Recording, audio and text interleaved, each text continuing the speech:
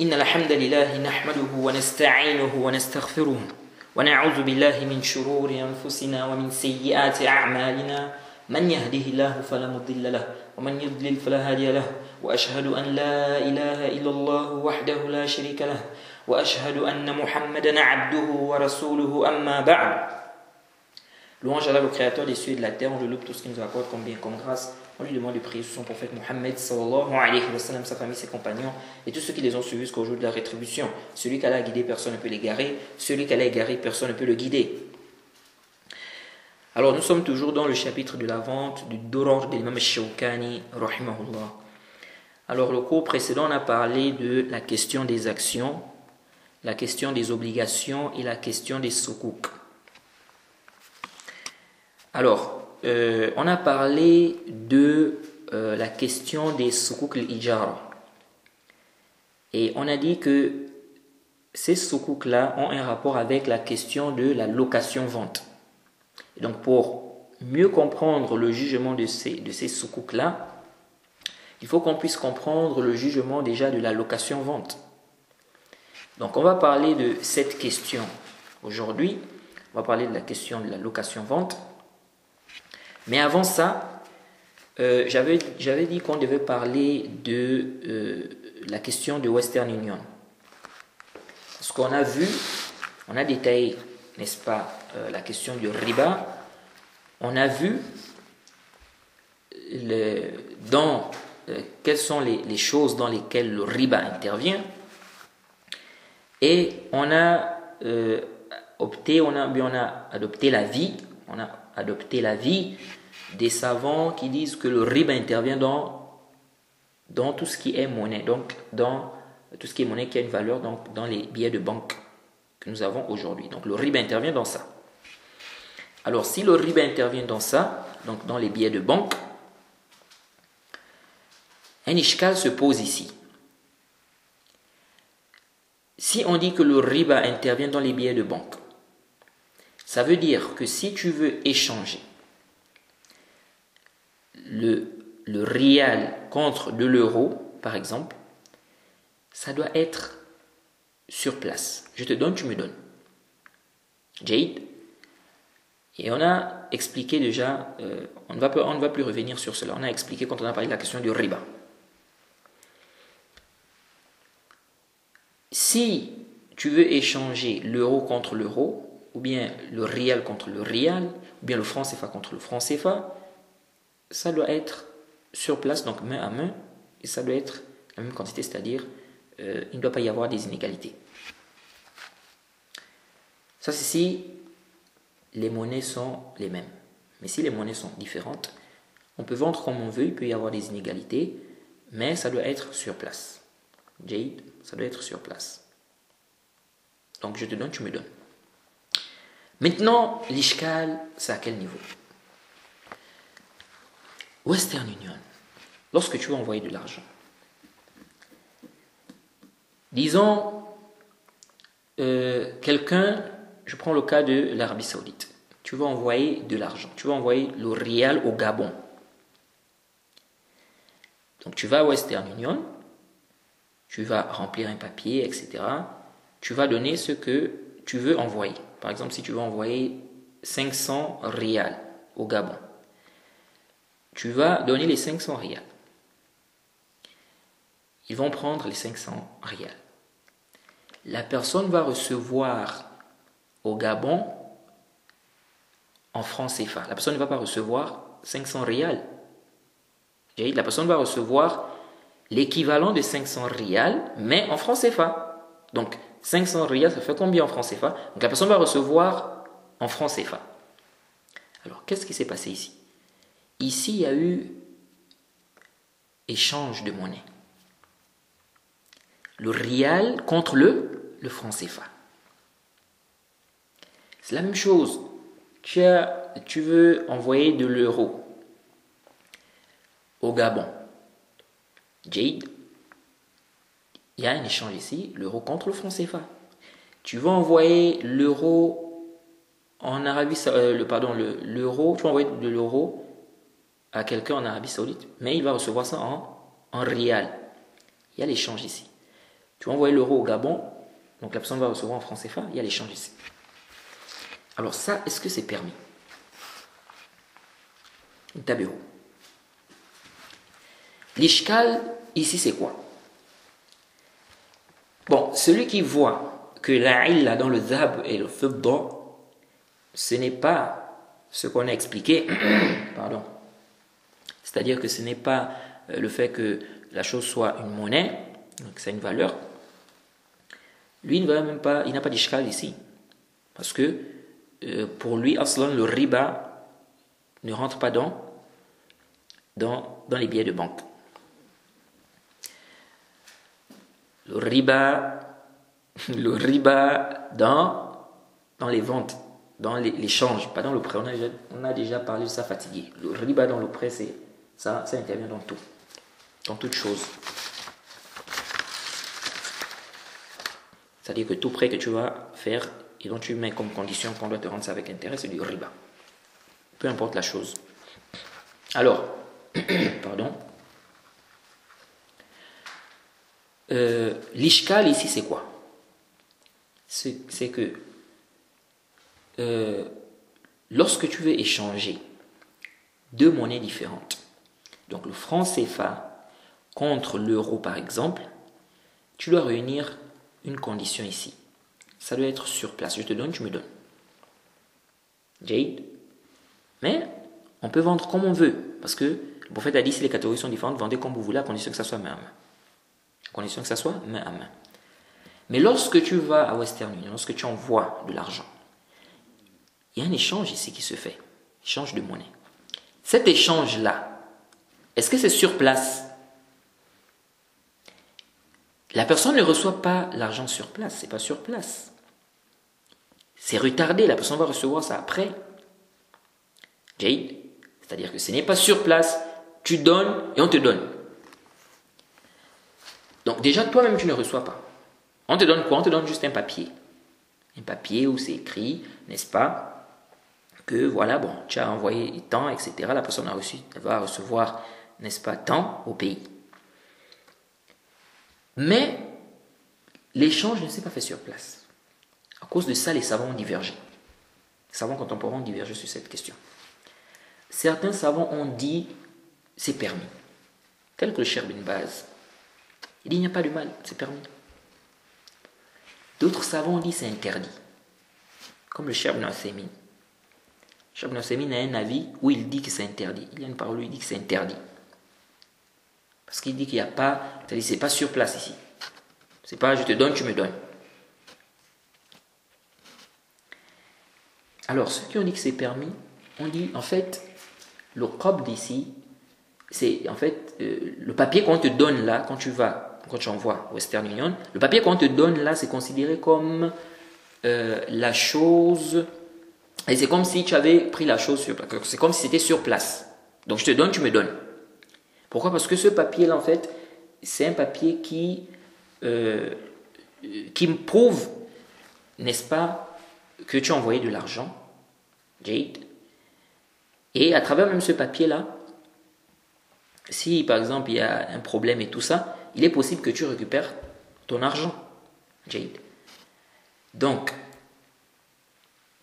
ils disent qu'en fait, le papier-là, c'est comme si tu as reçu. En fait, c'est comme si tu avais reçu l'argent sur place, en fait. Donc, ça prend sa place, en fait, si on peut le dire ainsi, ça prend sa place. Mais ça, il y a un ishkal. L'image. Et cet ishkal-là, le Cheikh Ibn Uthaymin, je crois il a mentionné ça quand il parlait du chèque. Et c'est en fait le même ishkal là-bas. En fait, le papier là qu'on te donne, est-ce qu'on peut considérer ça vraiment comme si c'était, c'est-à-dire que ça prend la place en fait, on va dire que c'est comme si tu as reçu la chose, donc c'est je te donne, tu me donnes, donc tu as donné de l'argent, donc comment tu as remis ce papier là, ça prend la place en fait de, c'est-à-dire c'est comme si on t'avait donné l'argent. Il y a un ishkal. L'ishkal c'est quoi? Par exemple ce papier là, si tu perds ça, Jade, si tu perds ça, tu peux repartir voir les gens de Western Union. Donc si tu connais la date, le jour, n'est-ce pas? Le jour où tu as envoyé l'argent, la date et tout, tu peux repartir chez eux et expliquer que tu as perdu le papier et tout ça. Et ils vont te demander c'était quand tu as envoyé l'argent, quand et tout ça, l'heure. Bon, sauf s'ils veulent un peu te compliquer, mais sinon, ils peuvent, n'est-ce pas, fouiller les archives et tout, et te refaire ou te faire une photocopie. Jade, te faire une photocopie. Moi, par exemple, ça m'est déjà arrivé. Jade, j'ai perdu une fois un papier, comme ça, j'avais envoyé de l'argent, j'ai perdu le papier. Je suis allé et ils m'ont demandé c'était quand, l'heure et tout ça, j'ai expliqué, ils m'ont donné, parce que bon, peut-être il ne voulait pas aussi frapper dans la machine. Il m'a donné un lot de papier comme ça. Il m'a dit de fouiller. Vous voyez.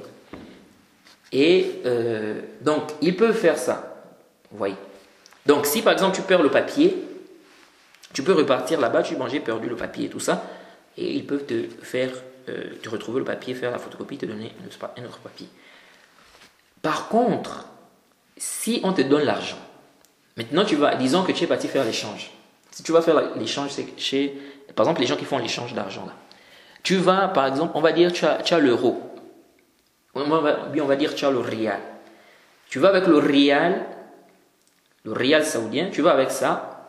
Tu veux échanger ça en francs CFA par exemple. Ou bien en euros, ça dépend. Donc tu veux échanger ça. Disons tu veux échanger ça en francs CFA. Quand tu vas, tu donnes le rial, on va te donner le franc CFA sur place. J'ai dit ça doit être sur place. Maintenant tu pars. Jade. Tu pars, donc si vous échangez des monnaies différentes, il peut y avoir des inégalités. Quand on dit des inégalités, c'est-à-dire, il faut comprendre ça dans le sens où, c'est-à-dire que, par exemple, si tu donnes 10 000 francs, tu veux le rial, c'est pas nécessaire qu'on te donne 10 000 rials aussi. Non. Donc on va te donner ce qui équivaut, c'est-à-dire 10 000 francs, ça fait combien en rial? C'est ce qu'on va te donner. Donc c'est dans ce sens-là quand on parle d'inégalité. Jade. Donc vous pouvez vendre comme vous voulez quand les catégories sont différentes. Vous pouvez vendre comme vous voulez. L'autre augmente, l'autre diminue le prix, l'autre augmente, ça dit il n'y a pas de problème. Mais ça doit être sur place. Mais je te donne, tu me donnes. Alors, maintenant, toi, tu donnes. Tu as donné le rial. Tu veux, on va dire, tu as le franc CFA, tu veux changer ça en rial. Ou même vice-versa. Tu as le rial, tu veux changer ça en franc CFA. Disons, tu as le rial, tu veux changer ça. Non, disons, tu as le franc CFA, tu veux changer ça en rial. Tu as donné le franc CFA, on t'a donné le rial. Maintenant, quand toi, tu pars avec le rial, là, si ça se perd, est-ce que tu peux encore revenir chez eux pour dire que j'ai perdu le rial que vous m'avez donné là, on doit te rembourser? C'est pas possible. On ne peut pas te rembourser. Tu as perdu le rial, c'est pas de notre faute, c'est notre problème. Tu es venu, tu as fait l'échange, on t'a donné ton argent. Jade, on t'a donné le rial, tu as donné le franc CFA. Maintenant tu es parti. Si tu as perdu le rial là, ça ne nous regarde pas. C'est-à-dire ceux qui t'ont fait l'échange, c'est pas leur problème. Jade, ils ne sont pas responsables de ça. Donc tu ne peux pas venir leur dire, moi j'ai perdu les rials que vous m'avez donné, donc il faut me redonner encore d'autres rials. Non, ça ne peut pas aller. Est-ce que vous suivez? Par contre, avec la question du papier, si tu as perdu le papier, tu peux revenir. Tu peux revenir, on te fait sortir un autre papier. Jade. Et tu peux même, s'il y a vraiment un problème et tout ça, tu peux même récupérer encore ton argent. Mais si tu as déjà récupéré l'argent, tu vas perdre ça. Tu peux encore venir pour dire que non, donnez-moi mon argent, j'ai perdu ça. Non. Donc, ça montre que en fait, ça ne prend pas sa place en fait, en réalité. Ouais, c'est pourquoi c'est vraiment ishkal. Vraiment, je suis resté sur cette mas'ala pendant vraiment des mois et des mois. Je suis en train de réfléchir, je dis subhanallah. Maintenant, les savants disent quoi? Des savants qui disent que ça, c'est haram. Ils disent, on peut trouver une sortie. Comment on fait? Soit tu envoies l'argent, Jade, Celui qui va recevoir reçoit l'argent en même monnaie. Ça veut dire quoi? C'est-à-dire, j'envoie le rial, par exemple, au Gabon. La personne qui reçoit l'argent reçoit ça en rial. Ensuite, la personne prend le rial, elle échange en francs CFA. Donc, quand elle récupère, bon, ça fait combien en francs CFA? Ça fait tant, changez-moi ça en francs CFA. Ça, c'est une porte de sortie. Mais ça, c'est difficile. Et je ne sais pas si ils peuvent faire cela. Parce que ça peut être que dans vraiment des monnaies, par exemple comme le dollar, peut-être, ou bien l'euro. Mais des monnaies comme le rial ou bien le franc CFA, je ne pense pas déjà au Gabon, je ne pense pas que tu vas aller récupérer de l'argent en rial, à Western Union. Je ne pense pas. Vous voyez? Et même en euros, en dollars, je ne sais pas. Donc ça, déjà, bon, c'est une porte de sortie, mais est-ce que vraiment c'est possible? Est-ce que avec toutes les monnaies, on peut faire ça? Donc ça, c'est quand même, ça reste un ishkal aussi. Donc ça, c'est une façon de faire. Parce que ici, si on fait ça, il n'y a pas d'ishkal. C'est-à-dire que tu as envoyé du rial, donc il n'y a pas eu de changement. Il n'y a pas eu d'échange de monnaie ici. Jade. C'est-à-dire que tu as envoyé le rial, c'est arrivé en rial. La personne récupère, la personne fait, n'est-ce pas? Elle change maintenant ça en francs CFA. Donc ici, il n'y a pas d'ishkal. Il y a aussi une autre chose aussi, c'est que tu arrives là-bas à Western, tu dis, par exemple, tu as le rial. Tu as le rial, tu vas envoyer ça au Gabon, c'est-à-dire tu veux envoyer de l'argent au Gabon. La personne doit recevoir, par exemple, au franc CFA. Donc tu arrives avec le rial, tu dis, changez-moi ce rial-là, changez-moi les rialats là, changez-moi ça en franc CFA. Ils te changent ça en francs CFA. Une fois ils ont changé, maintenant tu donnes, tu dis, envoyez-moi ça au Gabon. Donc la personne récupère ça en francs CFA. Mais ça aussi, c'est vraiment compliqué. Je ne sais pas si c'est possible. Vous voyez? Mais déjà, des musulmans doivent réfléchir sur ces choses-là. Hein, pour trouver des portes de sortie, pour ne pas tomber dans ce qui est prohibé. Donc, ça aussi, c'est une façon. Mais ça, c'est difficile. Hein. Tu arrives donc, par exemple, si tu as l'euro, tu viens, tu dis, par exemple, toi, tu vas envoyer ça, on va dire aux États-Unis, tu vas envoyer pour que la personne récupère en dollars. Donc, tu viens avec l'euro, tu dis, changez-moi ça en dollars. On t'échange ça en dollars. Ensuite, tu dis, je veux envoyer ces dollars-là aux États-Unis. Donc, ça doit arriver là-bas en dollars. Donc, tu échanges sur place. Donc, tu donnes, on te donne sur place. Donc, vous avez réuni les conditions, il n'y a pas d'ishkal. Maintenant, tu donnes, on envoie ça. Et la personne récupère là-bas en dollars. Jade. Mais ça, je ne sais pas si vraiment ça, ils peuvent accepter de faire ça, mais ça m'étonnerait. Et c'est très, très difficile. Déjà, même par exemple en Arabie Saoudite, ils ne font pas ça. Tu ne peux pas venir comme ça, tu viens avec le rial, tu dis changez-moi ça en francs CFA. Et déjà, même, ils n'ont même pas d'abord le franc CFA là-bas, les gens de Western Union. Pour trouver le franc CFA, tu dois aller chez des gens qui échangent, n'est-ce pas, ceux qui font l'échange des monnaies. Et même si tu récupères ça, tu ne vas pas venir à Western Union dire que voilà le franc CFA, envoyez-moi ça, et j'envoie ça au Gabon, ils vont récupérer ça en franc CFA. Vous voyez? Donc déjà ça, c'est compliqué.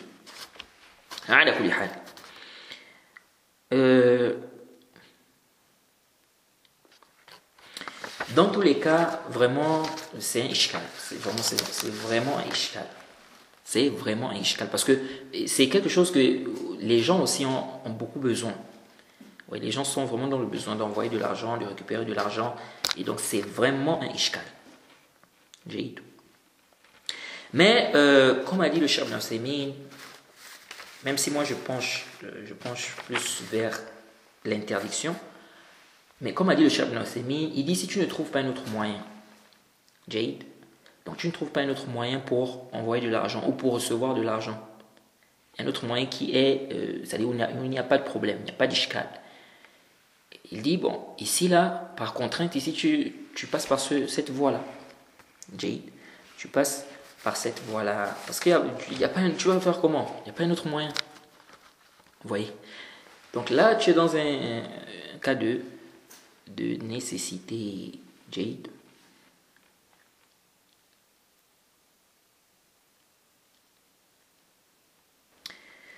Jade. Une autre question, est-ce qu'on peut acheter l'or et l'argent avec un chèque? Bon, ici aussi il y a une divergence. Le Cheikh Bin Baz voit que c'est autorisé, c'est permis. Le Cheikh Bin Othaymin dit que c'est interdit. Et ça revient à ce qu'on a expliqué. La raison, c'est presque la même chose que ce qu'on a expliqué. C'est pratiquement la même chose en fait. Parce qu'il y en a qui considèrent que bon, le papier qu'on te donne là, le fait que la personne ait reçu le chèque et tout, c'est comme si la personne avait récupéré. Parce que en fait, l'or et l'argent, ça fait partie des choses dans lesquelles le riba intervient.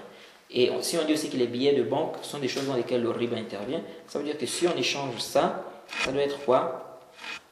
On doit réunir, ça doit être sur place en fait. On doit réunir une condition, ça doit être sur place. Parce que l'or, ce n'est pas, ça, l'argent, les billets de banque là, c'est une catégorie différente de l'or, bien l'argent. Et maintenant, si tu vas acheter maintenant de l'or avec des billets de banque, ça doit être sur place. C'est-à-dire tu donnes, on te donne. C'est pourquoi les savants qui ont interdit tu fais la commande de l'or, tu vas acheter après. Les savants qui ont dit c'est haram. Pourquoi? Parce qu'ils voient que les billets de banque, là, le riba intervient dans ça. Et donc si tu veux échanger ça avec l'or, bien l'argent, il faut que ça soit sur place. Donc voilà, il y a des savants qui ont interdit d'acheter de l'or et l'argent avec des chèques ou avec le chèque, parce qu'ils disent que la personne ne récupère pas l'argent, parce que tu lui donnes le chèque, c'est pas l'argent. Est-ce que maintenant le chèque que tu lui as donné là, on dit que ça prend la place de l'argent, comme on a parlé pour la question du Western Union, ça revient à la même, c'est presque la même chose ici, la même divergence ici. Et l'avis que nous trouvons juste le plus savant, c'est que ça aussi c'est permis. Ça aussi c'est interdit.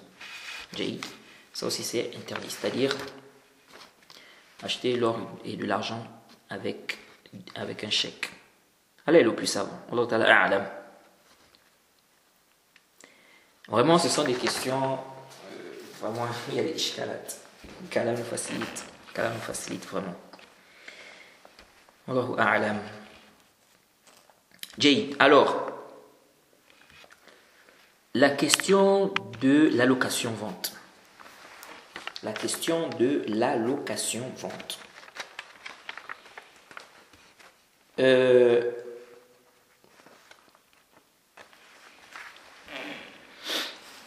L'allocation-vente a plusieurs figures. Ça a plusieurs figures. Le premier cas, la personne loue la chose. Dès que la période de location termine, la chose devient sa propriété. Donc la propriété de celui, ou bien la propriété de celle qui loue. Sans qu'on ait besoin de faire un nouveau contrat. Sans qu'il y ait une nouvelle somme à payer, afin d'être propriétaire de la chose. Donc ça peut être une maison, ça peut être une voiture. Beaucoup de gens font, la question de location-vente, beaucoup de gens font, c'est beaucoup dans des questions de voiture. Donc ça c'est le premier cas. Deuxième cas, la location qui se termine par une vente. Celui qui fait louer dit, par exemple, on va prendre l'exemple de la voiture. Il dit, la voiture est vendue à un tel, à condition qu'il termine de payer le prix de la vente, c'est tout. Et le prix de la vente, c'est tant. C'est-à-dire, le deuxième cas, c'est quoi? La location qui se termine par une vente. Donc, on te fait louer. Celui qui fait louer, il te dit que il te vend la voiture à temps, mais à condition que tu termines de payer.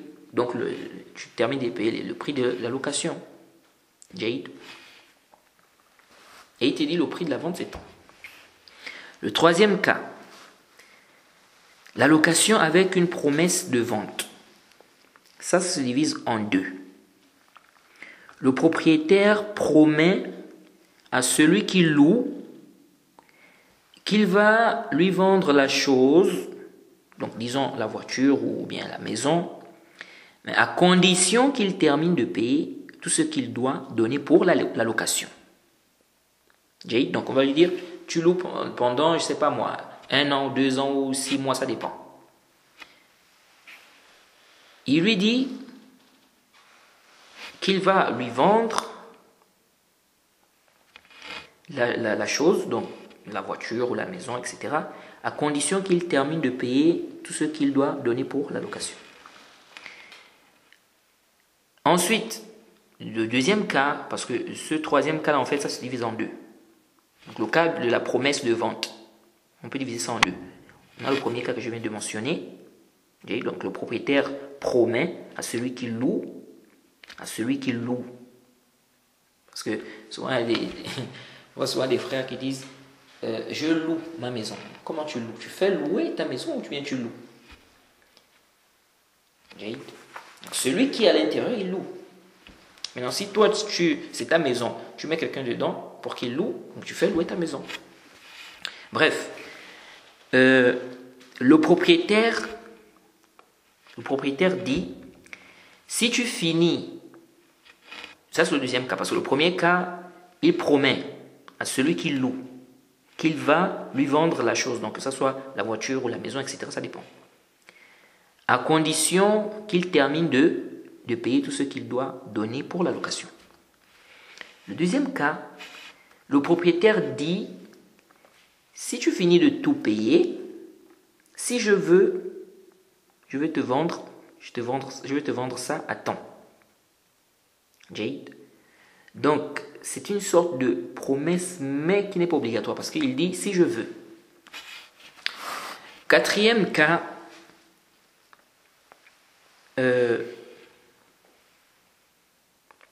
donc, il y a la location.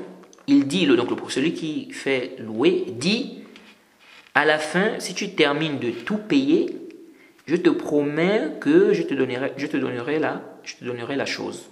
Donc, que ce soit la voiture ou la maison. Donc ici, il promet de donner. Mais si tu termines de payer, donc par rapport à la location, tu termines de tout payer, je te promets que je vais te donner la chose. Le cinquième cas,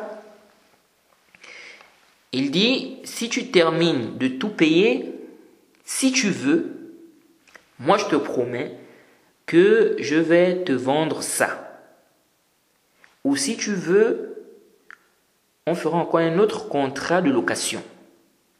Dès que le temps de location sera fini. Ça revient au troisième cas, juste que ici, il permet à celui qui loue de faire un autre contrat de location. Donc ici, il lui donne un choix, en fait. Donc il donne un choix à celui qui loue. Alors, premièrement, la location qui se termine par la possession, sans prix de vente. Donc, dès que tu finis de payer, la chose te revient. Sans faire un nouveau contrat de vente, sans rien ajouter comme somme à ce que tu as donné. Alors, ici, une question se pose. Est-ce que ce contrat-là, c'est un contrat de location ou c'est un contrat de vente? Et si c'est une vente ou une location, est-ce que c'est correct? Alors, est-ce que ici on regarde les termes et on dit, comme ils ont appelé ça location, on dit c'est une location, ou on dit c'est une vente. Et l'argent donné chaque mois, par exemple, c'est le prix de la marchandise. Exemple. Si quelqu'un dit, je te donne cette voiture à 1 million, est-ce qu'on va dire ici que c'est un don? C'est-à-dire c'est gratuit. Parce qu'il a dit, je te donne. Ou bien on va dire, non, c'est une vente, même s'il a dit, je te donne. Oui. Donc si on prend les termes, on peut dire que c'est un don. Mais quand on regarde en réalité, on voit que il a vendu parce que Le don, en principe tu ne dois pas prendre. Si tu dis je te donne ça, khalas, tu as donné à la personne, c'est un don. Il n'y a pas besoin. Si tu donnes à la personne, pourquoi tu prends encore de l'argent? Jade. Donc si c'est avec contrepartie, ici c'est une vente. Donc ce n'est plus un don en fait. Donc ce n'est plus quelque chose de gratuit. Jade. Ce n'est plus quelque chose de gratuit. Jade. Alors ici, on doit prendre en compte la réalité des choses. Et non pas les appellations, les termes dans les uqud. Et c'est l'avis de la majorité des savants. Alors, ici, il y a une divergence. Certains ont dit que c'est un contrat de vente par échéance. C'est un contrat de vente par échéance. Donc là, on parle du contrat, là. C'est-à-dire la location qui se termine par la possession. Sans prix de vente, c'est-à-dire on ne fait pas un nouveau contrat ou bien, c'est-à-dire on n'ajoute aucun prix. Ça se termine par la possession. Certains ont dit que c'est un contrat de vente par échéance. Donc on t'a vendu la chose, prenons l'exemple de la voiture. On t'a vendu la voiture, tu dois payer en fait, mais tu payes par tranche. Donc ils ont dit en réalité c'est une vente, mais tu payes par tranche. Et ici on doit savoir c'est quel contrat, la location ou bien c'est la vente, parce que la location a des jugements différents de la vente. Par exemple, dans la location, la chose n'appartient pas à celui qui loue, ça appartient au propriétaire. Or, dans la vente, lorsque tu as conclu la vente, la chose devient la propriété de celui qui a acheté. Ce n'est plus ta propriété, toi qui as vendu, parce que vous avez accompli la vente. Jade. Et ici aussi, quand on parle de conclure la vente, il y en a qui pensent que conclure la vente, ça veut dire que c'est forcément par écrit. Non, on peut conclure la vente même verbalement. Jade. Je te vends ça, tu es d'accord? Oui, je suis d'accord, j'achète. C'est combien? C'est tant. Vous vous séparez. Oui, c'est combien? C'est tant. Je suis d'accord, j'achète. Ok, d'accord, je te vends ça. Vous vous séparez. La vente est conclue. La vente est conclue. Donc ce n'est pas forcément, c'est-à-dire c'est pas forcément par écrit. Donc je disais tantôt que certains ont dit que c'est un contrat de vente. Donc on doit connaître, parce que dans la location par exemple, comme je disais tantôt, dans la location, la chose n'appartient pas à celui qui loue, ça appartient au propriétaire de la chose. Et celui qui est garant, c'est le propriétaire. Ce n'est pas celui qui loue. Ça veut dire que s'il y a un problème, qui prend les responsabilités, les dommages, c'est le propriétaire. C'est le propriétaire, ce n'est pas celui qui loue. Sauf s'il a été négligent, il a transgressé quelque chose. Là, on va dire, bon, c'est toi qui as été négligent, c'est toi, donc c'est à toi de rembourser ça. Mais s'il n'a pas été négligent, il n'a rien transgressé, il ne paye pas les dommages. Ça veut dire que, par exemple, si voilà, ça se casse, il y a un tremblement de terre, disons il y a un tremblement de terre, la maison se casse. C'est pas celui qui loue qui doit payer, il n'a rien à payer. Les dommages reviennent au propriétaire de la maison. Jade. Maintenant, lui, celui qui loue, il prend un camion, il vient avec le camion, il dit je veux casser la maison là. Il casse la maison. On dit non, là c'est toi qui rembourses ça. Tu dis pas non, mais ici c'est pas moi qui doit prendre les responsabilités. Non, ici là tu as transgressé. Mais il y a eu un tremblement de terre, la maison s'est cassée. Qui prend les responsabilités? Ce n'est pas celui qui loue, c'est le propriétaire. Or, dans la question, donc ça c'est la question de location, mais dans la vente, lorsque tu as conclu une vente, la chose devient ta propriété, donc c'est toi qui es responsable s'il y a un problème. Donc tu as acheté une maison, il y a eu un tremblement de terre, la maison s'est cassée. Est-ce que tu vas chez celui qui t'a vendu la maison, tu dis la maison s'est cassée, donc il faut me rendre mon argent? Non, parce que vous avez déjà conclu, tu as donné l'argent, il t'a donné, tu as récupéré comment on appelle ça? Tu as récupéré la maison, donc khalas, c'est fini, c'est devenu ta propriété. Donc s'il y a un problème, le commerçant, celui qui t'a vendu ça, s'il n'a pas été, c'est-à-dire c'est pas de sa faute, il n'est pas responsable, c'est pas lui qui prend les responsabilités de ça. Jade. Donc ça, c'est important de comprendre ces choses-là. Donc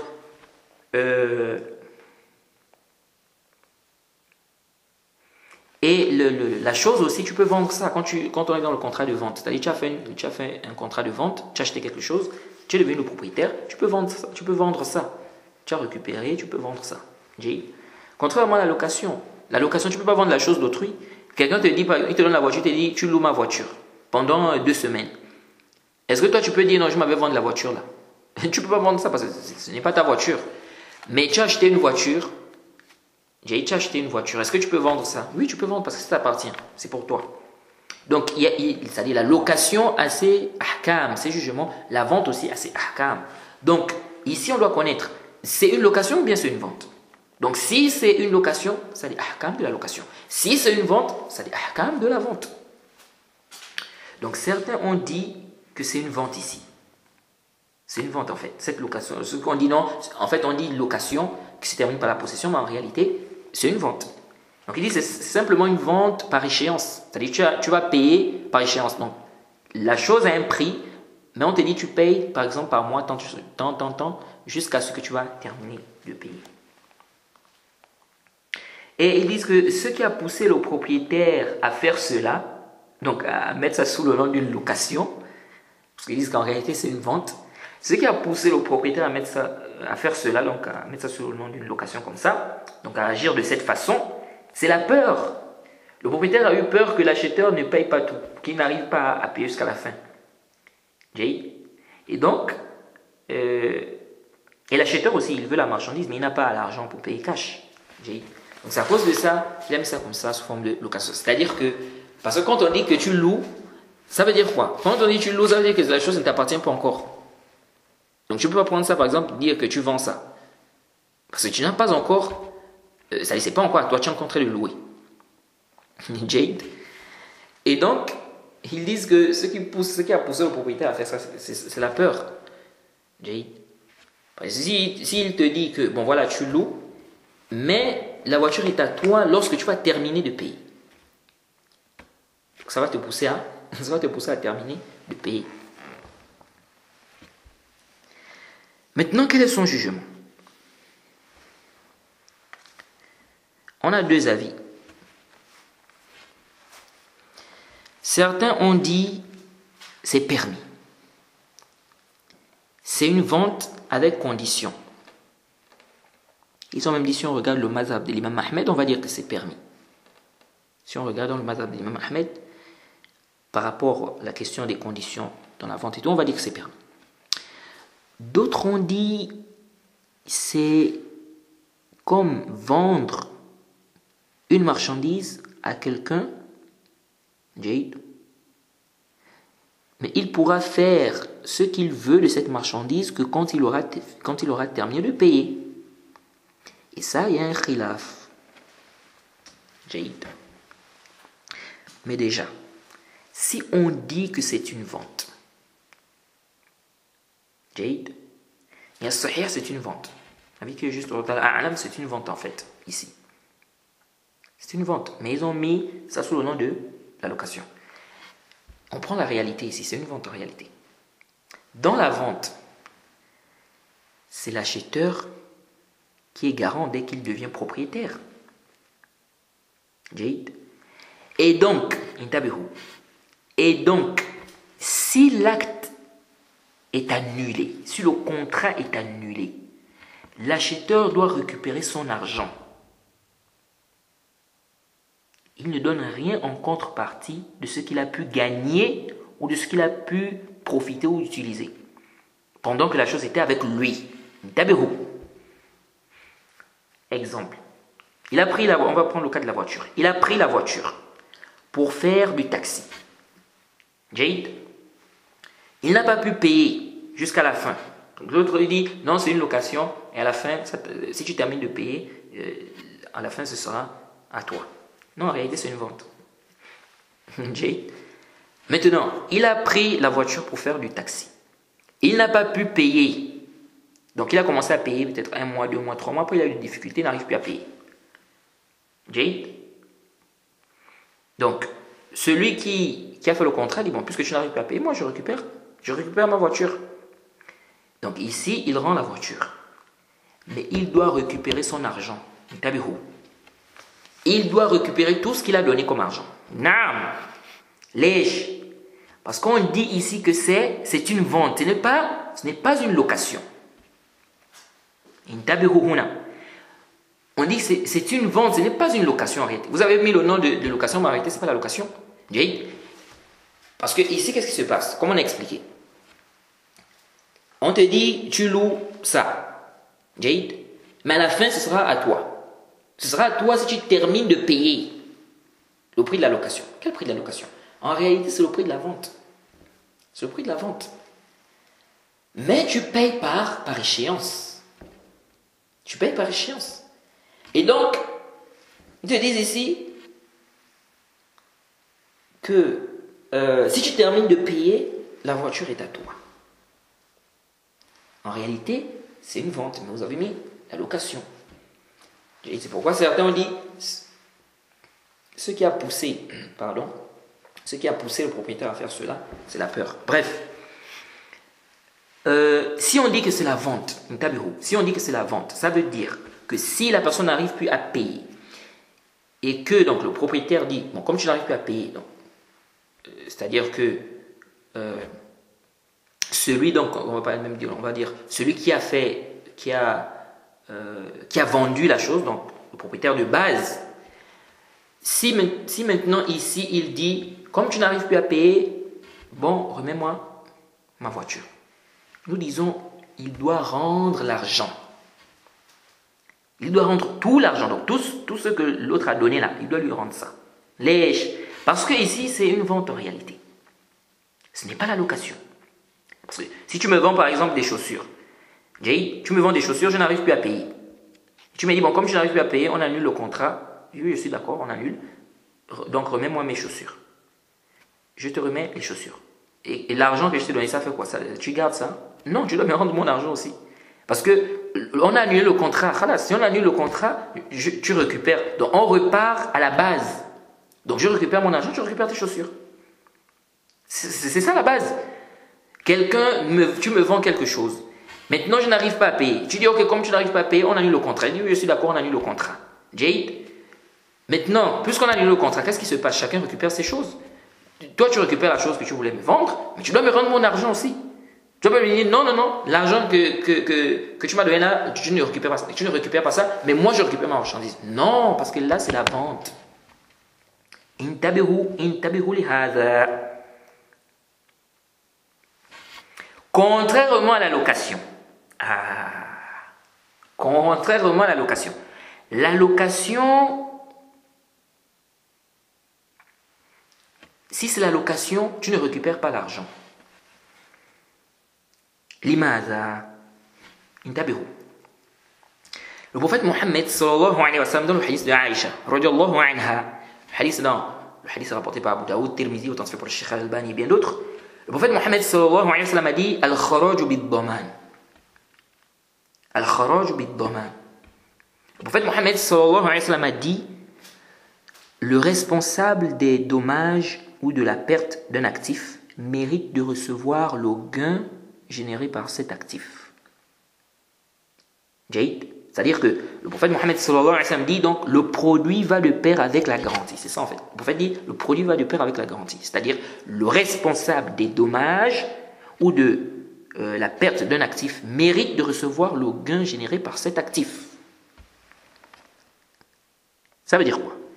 Celui qui porte les responsabilités, celui qui porte les dommages, il mérite le gain qui est généré par l'actif. Exemple. Quelqu'un a il a pris quel est l'exemple qu'on peut prendre là?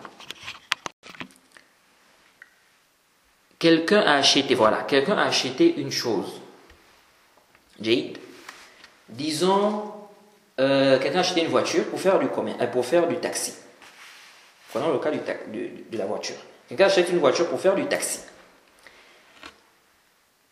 Il fait du taxi, donc il gagne de l'argent. Donc il a acheté pour lui, il a déjà acheté la voiture et tout ça. Donc il fait son taxi. Donc il gagne de l'argent. Mais après, il découvre un défaut dans la voiture. Un défaut vraiment, c'est grave. Donc, qu'est-ce qu'il fait? Il repart chez le vendeur. Donc, le défaut là, ça ne vient pas de lui. Il repart chez le vendeur. Il dit, ah, j'ai découvert que la voiture avait un défaut.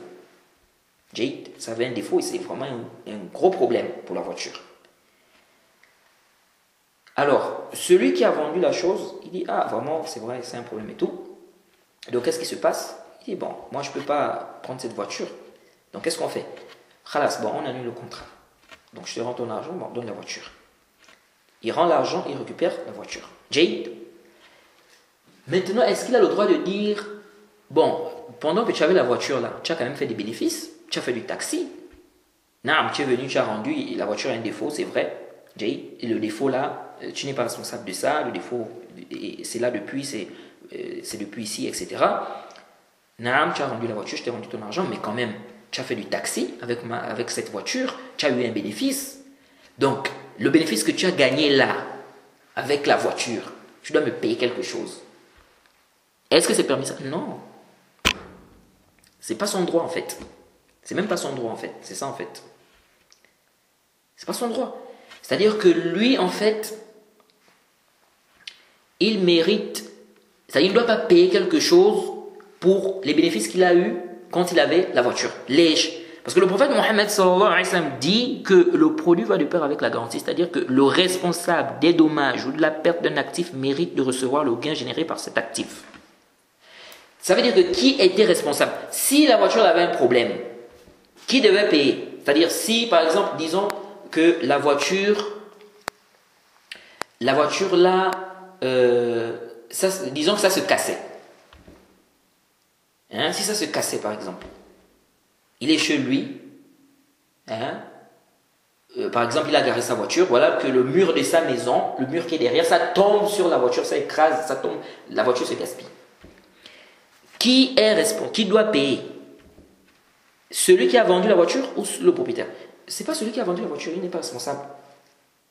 Parce que on t'a vendu la voiture, c'est fini, tu es devenu le propriétaire de cette voiture. Ça veut dire que tu es responsable. S'il y a un problème, tu ne vas pas venir. Par exemple, tu as acheté une voiture, ok? Tu as acheté la voiture. Tu amènes la voiture là chez toi. On vient te voler la voiture là. Est-ce que tu vas revenir chez celui qui t'a vendu? Tu dis, la voiture que tu m'as vendue là, on m'a volé ça, donne-moi une autre voiture. Non, lui, c'est pas son problème. On t'a volé ça, est-ce que c'est lui qui est responsable? Si on t'a volé la voiture, c'est pas lui qui est responsable. Jay, c'est pas lui qui est responsable. Allah a voulu que la voiture soit volée. Jay, mais c'est pas lui c'est pas celui qui t'a vendu la voiture qui est responsable. Donc tu ne vas pas revenir chez lui, tu dis, on m'a volé la voiture que tu m'avais vendue là, donc il faut me donner une autre voiture. C'est-à-dire, il doit te donner ça sans que tu ne payes. Non, obligatoirement, tu dois me donner une autre voiture. Oh, est-ce que c'est lui qui est responsable de ça? Ce n'est pas lui qui est responsable de ça. Donc, celui qui est propriétaire de la chose, c'est lui qui paie les dommages, c'est lui qui endosse les dommages, les responsabilités au cas où il y a un problème. Jade. Donc, du moment où il endosse les responsabilités, les dommages en cas de problème, et donc c'est-à-dire qu'il a le droit de prendre les bénéfices qui vont être générés par cet actif, par cette chose. Parce que c'est lui qui est responsable. Donc celui qui supporte les dommages, celui qui va prendre les responsabilités, le prophète dit qu'il a le droit, il mérite de recevoir le gain généré par cet actif. Jade. Donc quand il a acheté la voiture, c'est lui qui était responsable. S'il y avait un problème, n'est-ce pas, il ne devait pas revenir c'est-à-dire un problème qui n'a rien à voir avec le vendeur, c'est pas le vendeur qui est responsable et tout. Il ne devait pas revenir chez le vendeur pour lui dire j'ai eu un problème, quelqu'un m'a volé la voiture, et donc comme on m'a volé la voiture, c'est toi qui payes. Oh, comment c'est lui qui paye? C'est pas lui qui paye. On t'a volé la voiture, il n'est pas responsable. Et donc, s'il y a un problème, du moment où c'est toi, c'est le propriétaire maintenant, c'est le propriétaire qui endosse les responsabilités, donc il a le droit de prendre le bénéfice.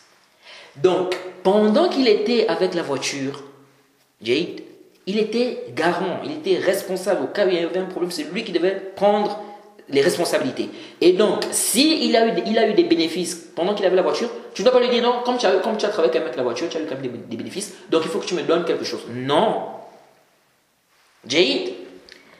Donc ça c'est clair. Maintenant, la location.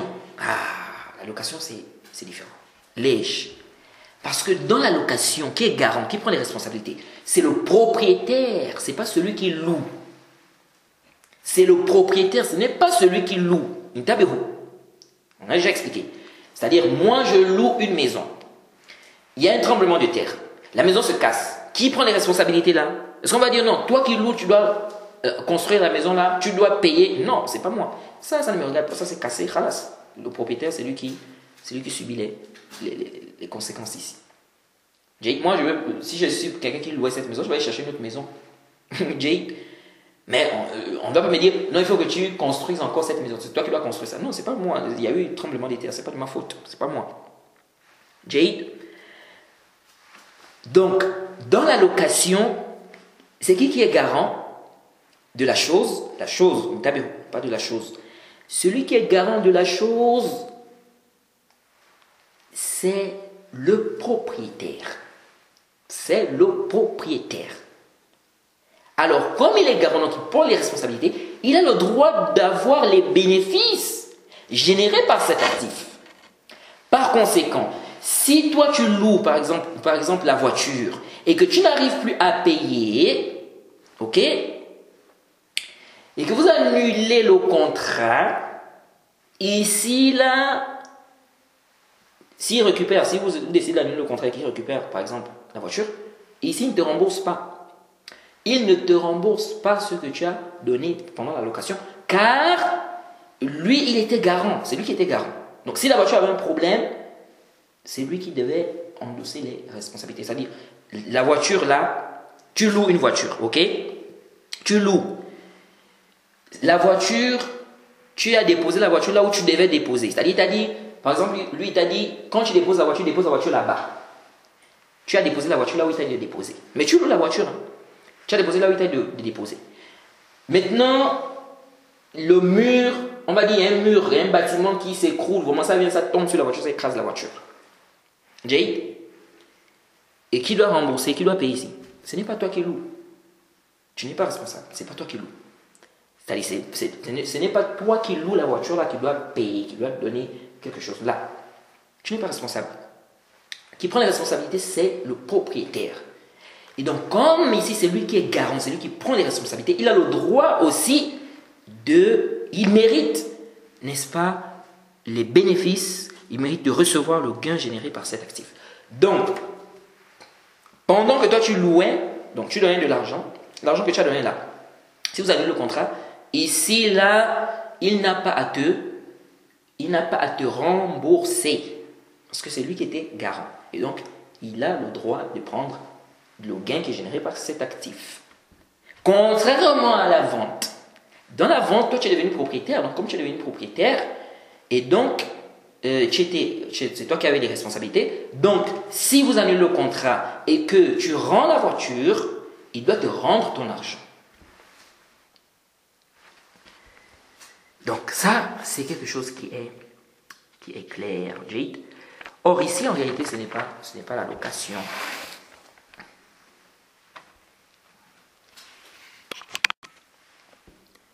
Donc, si on dit c'est la vente, donc il a le droit d'annuler car c'est la condition qu'ils ont établie, qu'il doit finir de payer. Donc, s'il n'arrive pas, donc il a le droit d'annuler. Il dit, bon, puisque tu n'arrives plus à payer, on a mis ça comme condition, tu n'arrives plus à payer, on va annuler le contrat. Il dit, ok, on annule le contrat. Donc, il a le droit, il récupère sa voiture, mais il n'a pas le droit de garder l'argent qui avait déjà été donné, parce que ça, c'est une vente. Jade, car c'est une vente. Jade. Et parce que si on dit qu'il a le droit, donc on va dire ça sur toute vente. On va dire ça sur toute vente annulée, que l'acheteur doit payer le temps qu'il avait, qu'il avait la marchandise. Et je ne connais aucune personne qui dit une telle chose. Même parmi les gens de science. Jade. Or, si on dit que c'est la location, ici, oui, il a le droit de garder l'argent comme on a expliqué Jade.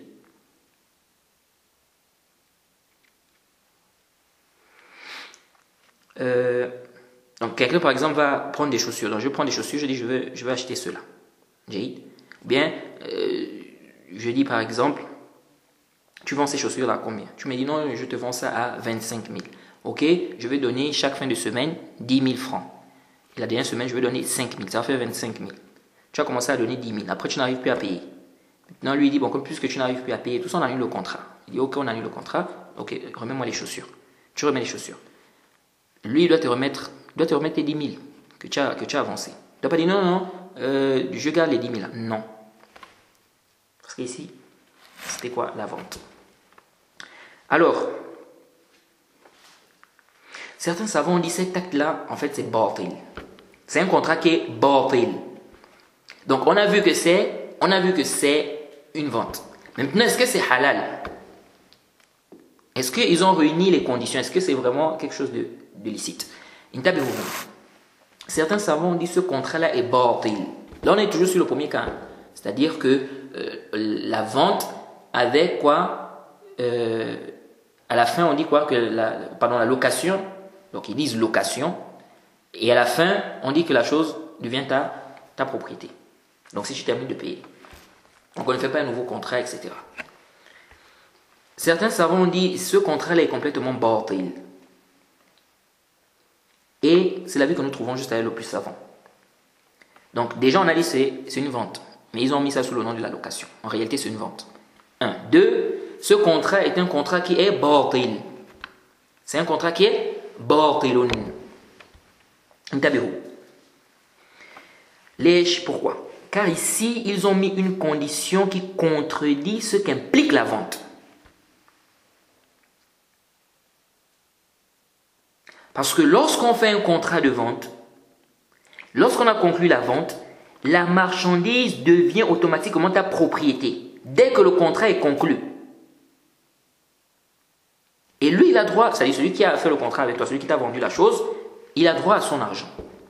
Maintenant, vous pouvez vous arranger, tu vas lui donner l'argent après, par échéance, ou bien après un mois, après 2 mois, ça dépend de vous. Mais lorsque le contrat est conclu, tu deviens le propriétaire, automatiquement. Je veux que tu me vendes ça. Ah, tu veux ça, hein? Ok, je te vends ça combien? Oh, bon, moi je peux te donner tant. Non, donne-moi tant. Bon, ok, j'accepte, c'est bon, je te donne tant. Jade, mais là, je ne peux pas te donner l'argent maintenant, je vais te donner ça demain, ou bien après-demain. Jade, je dis, ok, il n'y a pas de problème, je te vends ça, demain, tu me donnes l'argent. Khalas, c'est fini. Tu es devenu le propriétaire. Oui, vous vous séparez. Dès que vous vous séparez là, dès que vous êtes séparés, tu es devenu le propriétaire de cette chose-là. Tu es devenu le propriétaire. Et lui, tu dois lui donner son argent. Parce que la vente est conclue. Donc, intabihu li hadha. Donc, dès que tu achètes la chose devient ta propriété. Tu deviens le propriétaire. Jade. Alors, or ici, il te dit ça sera à toi que si tu termines de payer. Il te dit que par exemple la voiture, il te dit non, la voiture sera à toi que si tu termines de payer. Non. Non, comment ça? Comment la voiture sera à moi lorsque je vais terminer de payer? On a déjà fait le contrat, c'est fini, la voiture m'appartient. Maintenant, moi je te dois. C'est-à-dire que la voiture m'appartient maintenant, j'ai déjà acheté la voiture. Sauf que je dois encore parce que je n'ai pas terminé de payer. Mais la voiture m'appartient déjà, parce que on a déjà fait le contrat. Donc ici, je ne veux pas dire ça. Donc qu'est-ce qu'ils peuvent faire? Ils peuvent mettre comme condition, eh bien, le propriétaire, celui qui vend, on va dire le propriétaire de base, donc celui qui a vendu la marchandise, par exemple la voiture, prenons le cas de la voiture, il peut mettre comme condition que la voiture là soit un gage, afin de préserver son droit. Donc ça veut dire quoi? Ça veut dire que s'il n'arrive pas à payer, il peut prendre par exemple le gage là, si par exemple lui, le propriétaire a permis, donc celui qui a acheté, il a permis que s'il n'arrive pas à payer, lui, il vend la voiture et il récupère son argent. Donc il peut le faire. Et aussi, s'il ne permet pas cela, le chef musulman doit forcer, il doit faire en sorte que cette personne paye. Hein? Et s'il n'arrive pas, certains savants disent même que le chef musulman peut prendre la voiture. Par exemple, si c'est la voiture, il vend ça et puis il remet l'argent. Donc, il va vendre la voiture là. S'il y a un plus, si par exemple il y a un plus, le plus revient à celui qui a acheté la voiture. Mais celui qui a vendu, il récupère son argent. Donc ils peuvent mettre ça comme condition. Bon, ok, il n'y a pas de problème, la voiture t'appartient, mais c'est un gage. Ça veut dire quoi? Ça veut dire que si tu n'arrives pas à payer, moi je prends la voiture, je vends la voiture, je récupère mon argent, je récupère ce que tu me dois. S'il y a un plus, je te donne le reste. S'il y a plus de plus, s'il n'y a pas un plus, il n'y a rien, et tu n'as plus rien. Khalas. Jaïd. Donc il peut faire ça, s'il veut préserver son droit, s'il a peur de... Au lieu de mettre cette condition de dire que ça va t'appartenir que quand tu vas terminer de payer. Non. Ça contredit ce qu'implique la vente même. Lorsqu'on fait un contrat de vente, khalas, la chose m'appartient, on a fait le contrat, tu étais d'accord, j'étais d'accord, khalas. Même si je n'ai pas terminé de payer, une fois c'est séparé, c'est fini, la chose m'appartient, et je suis devenu propriétaire de cette chose parce que le contrat a été conclu. Et aussi, certains disent qu'il y a aléatoire aussi. Parce qu'on ne sait pas finalement, il y aura une vente ou pas. Donc ça tourne entre la vente et la location. Donc on ne sait pas comment la voiture...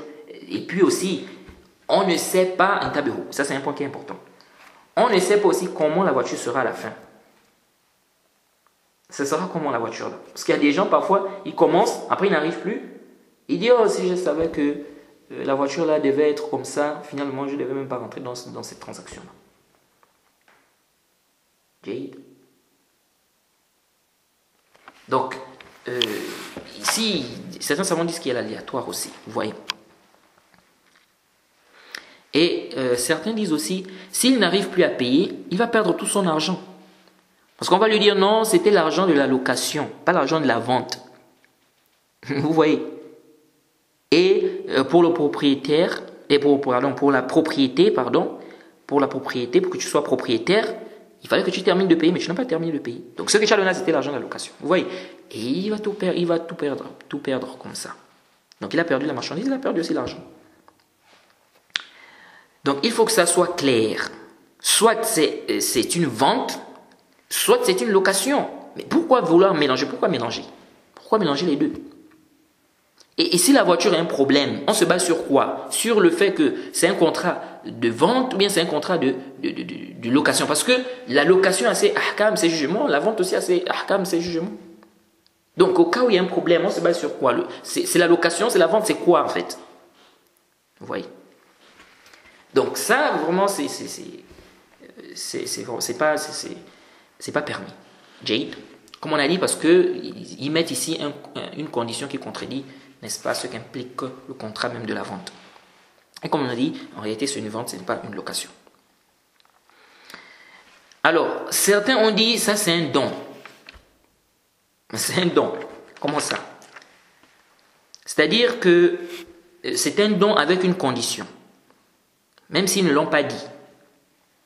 Donc c'est comme s'il lui a dit, si tu payes tout, donc tout ce que tu dois payer pour la location, je te donne la voiture à la fin. Donc sans contrepartie. وَهَذَا فِيهِ نَظَرٌ. ليش? Parce que si ce que tu donnes pour la location est plus que ce qui est connu, pourquoi il y a l'ajout là? Pourquoi il y a l'ajout? C'est parce qu'à la fin, la chose va te revenir. C'est-à-dire la chose te revient. C'est-à-dire que tu vas récupérer la chose après, ça va devenir ta propriété. Donc si c'est un don, pourquoi cet ajout sur le prix? Parce qu'en général, on va dire en général, si quelqu'un loue une voiture, il doit donner par exemple, c'est un exemple, il doit donner normalement 100 000. C'est ce qui est connu. Il donne par exemple 100 000 par mois, ça dépend. Ou bien par semaine, il doit donner tant. C'est ce qui est connu.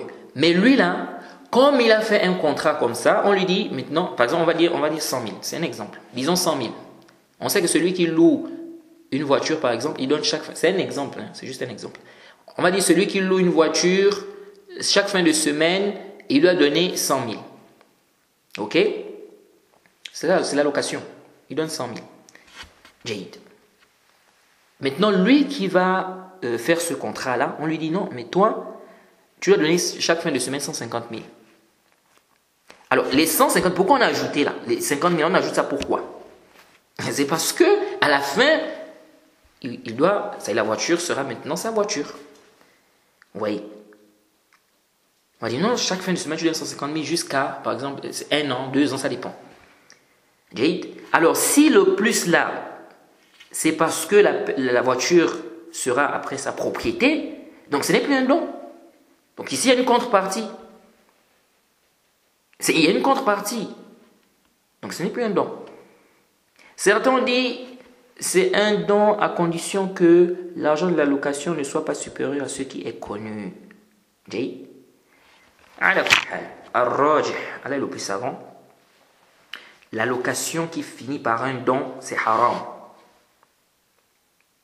Car si le prix est supérieur, c'est en réalité une vente à échéance qui est cachée sous le nom de la location pour préserver le droit du vendeur en fait. Il veut préserver son droit, il a peur en fait que la personne ne termine pas le payer. Donc ceci n'est pas permis pour ceux qu'on a expliqué. Donc le fait qu'ils mettent une condition qui contredit ce qu'implique la vente.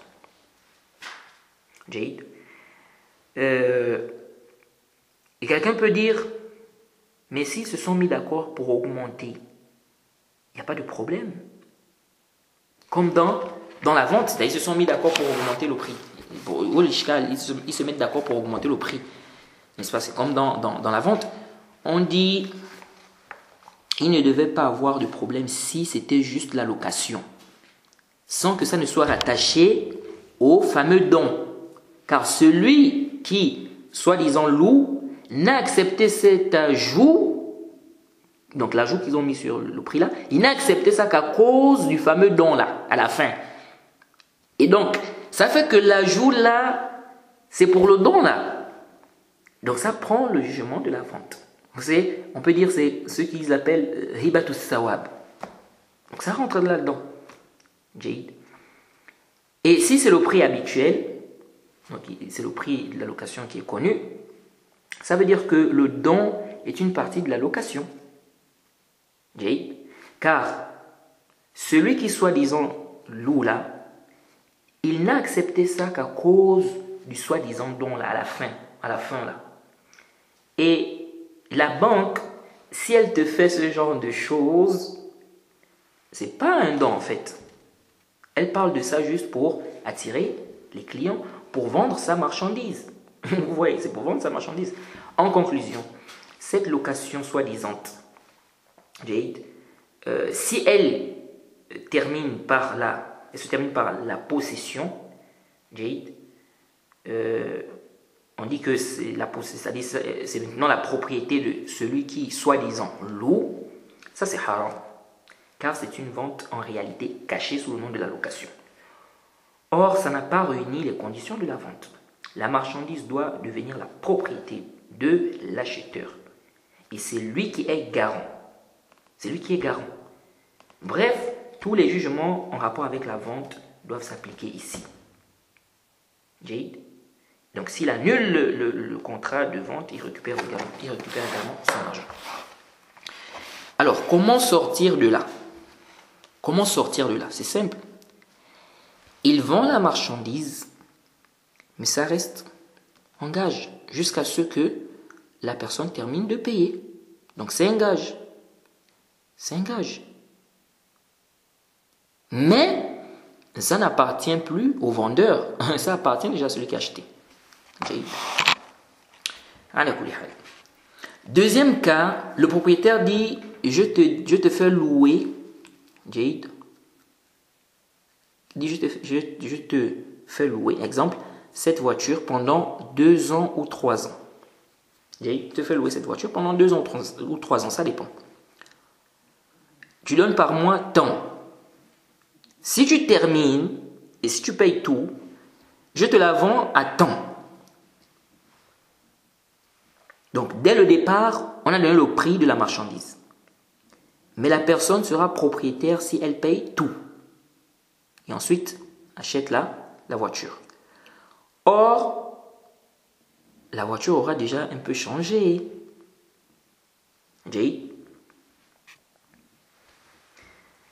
Alors ça, le comité des savants, le comité permanent des savants d'Arabie Saoudite, donc ils ont interdit ça.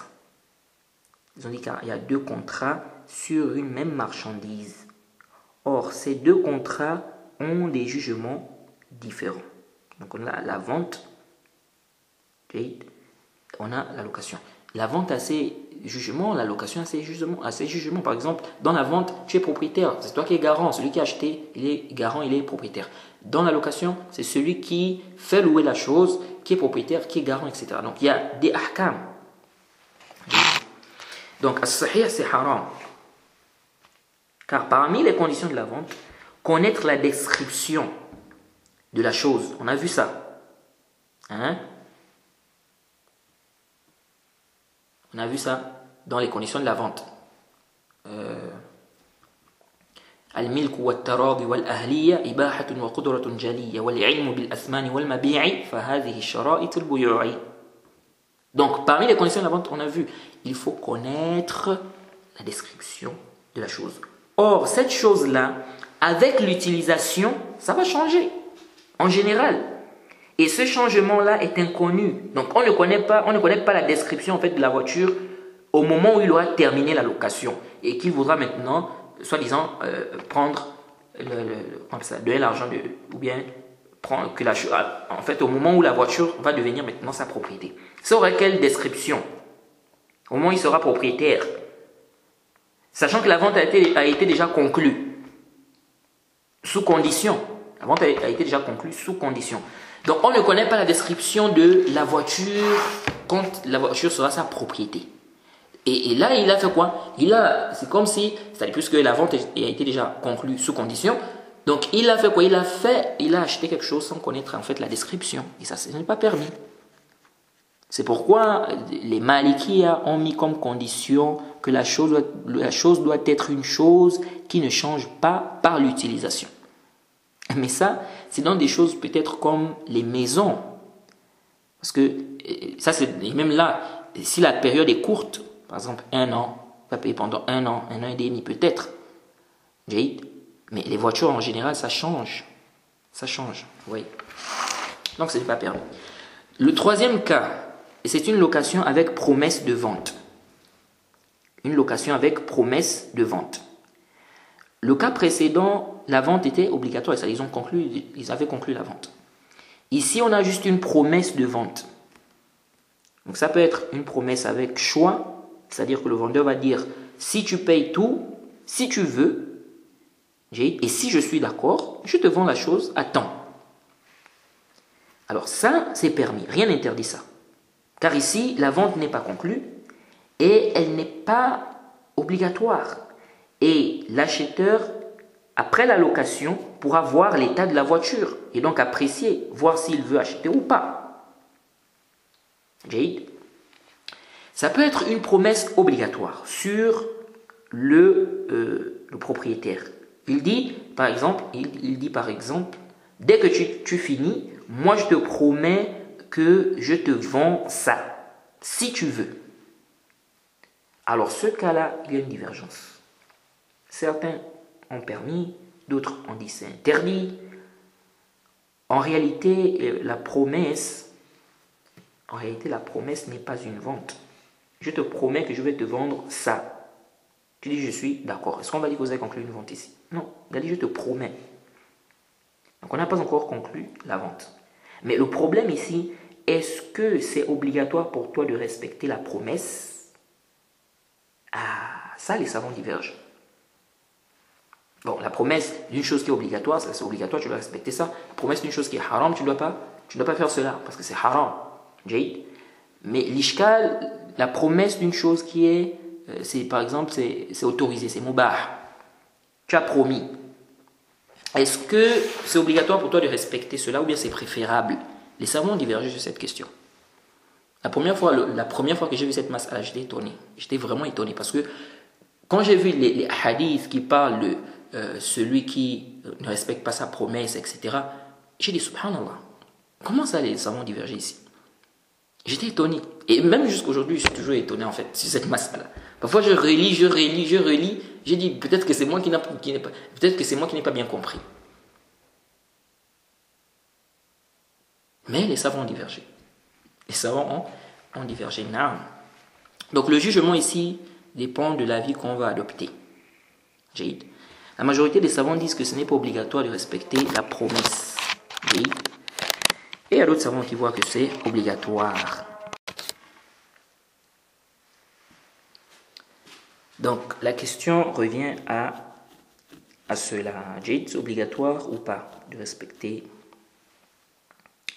la promesse. De même aussi, il peut y avoir la promesse, c'est-à-dire une promesse, bien la promesse, il se peut que ça soit une promesse obligatoire des deux côtés en fait.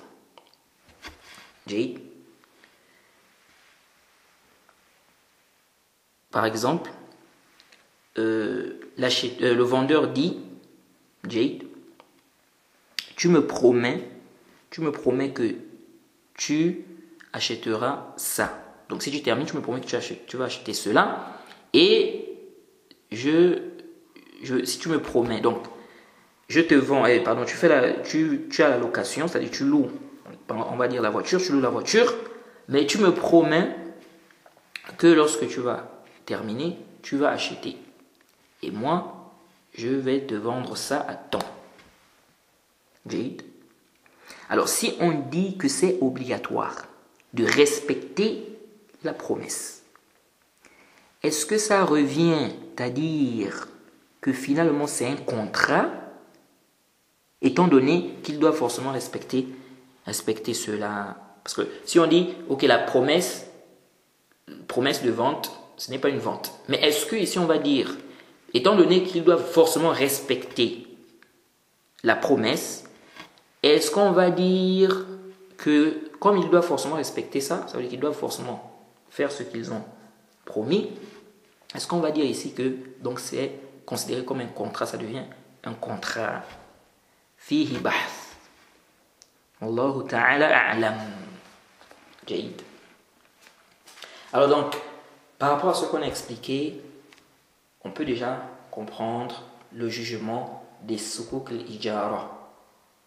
Jaid, de ces sukuk-là qui sont des sukuk de location. Vraiment, il y a beaucoup de choses à dire. Peut-être on reviendra encore sur la question de location-vente quand on va terminer le chapitre, ou bien quand on va terminer la question des locations. Parce que ça va venir, Inch'Allah, dans le Durar. La question des locations. Et même Shawkani a parlé de cela. Alors on s'arrête ici, on demande qu'Allah nous facilite. Wa subhanaka Allahumma bihamdik. Wa ashhadu an la ilaha illa anta astaghfiruka wa atubu ilayk.